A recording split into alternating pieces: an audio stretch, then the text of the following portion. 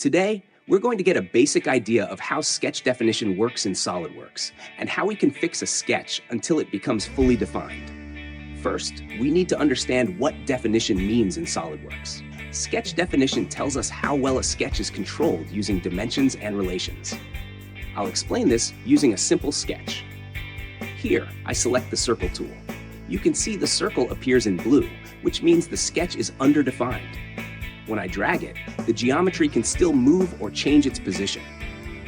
Now I start adding the necessary dimensions to control the size and position of the circle.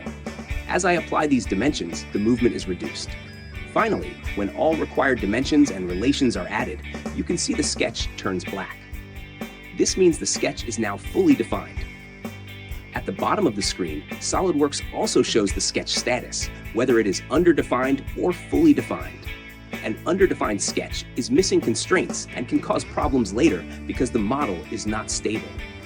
A fully defined sketch is stable, accurate, and easy to modify, which is the goal in professional CAD modeling. An overdefined sketch happens when too many or conflicting dimensions are added. SolidWorks will show warnings and the sketch may turn red. If this lesson helped you, don't forget to like, share, comment your questions, and save this video for later.